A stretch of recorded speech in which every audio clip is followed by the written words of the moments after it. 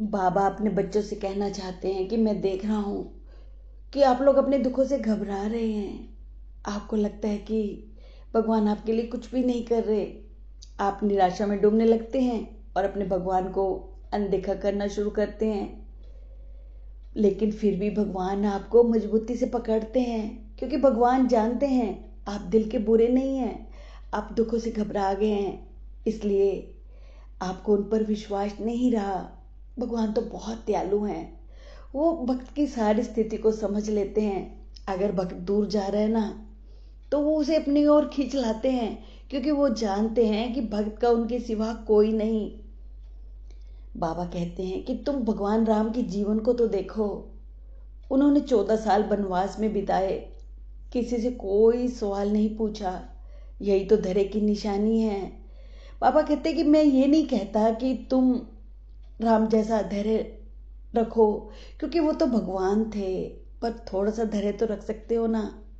तुम तो अपने गुरु पर विश्वास ही नहीं रखते।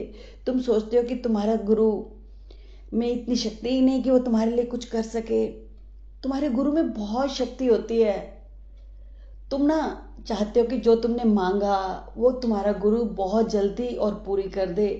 कई बार तुम्हारी जो मांगने की इच्छा है ना, वो ठीक नहीं होती। वो भविष्य में तुम्हें दुख देने वाली होती है। तुम तो नहीं देख पाते, पर तुम्हारा गुरु देखता है कि वो भविष्य में तुम्हें कष्ट देगी इच्छा, इसलिए वो तुम्हारी इच्छा को पूरी नहीं करते। गुरु तुम्हारे लिए बहुत कुछ करते हैं। गुरु तुम्हें हिम्मत देना चाहते हैं दुखों को सहने की, पर तुम तो कहते हो कि गुरु फटाफट तुम्हारे दुखों को खत्म कर दें। अरे, गुरु तुम्हारे दुखों को खत्म कर दें तो कर्मों का भोग कैसे भोगोगे? फिर ये कर्म आगे भी चलते रहेंगे। भगवान ने अगर तुम्हें मुश्किल में डाला है ना, तो खुद ही बाहर निकालेंगे। वही तो हर चीज के करते हैं, बस तुम उन पर विश्वास किया करो। मैं हर बार अपने संदेश में कहता हूँ कि तुम लोगों की मदद किया करो, पर तुम ना मेरी बात को अनदेखा कर देते हो। मदद में पता है कितनी शक्ति है। जब तुम किसी की मदद करोगे ना, तो ईश्वर तुम्हारी मदद करने आएगा। पर कई बार तुम बहाना बना देते हो कि मदद के लिए पैसे ही नहीं। कोई धन से थोड़ी मदद होती है। तुम अपने तन से भी तो मदद कर सकते हो ना। अपने आसपास देखो, कई बुजुर्ग होंगे जिन्हें तुम्हारी जरूरत होगी।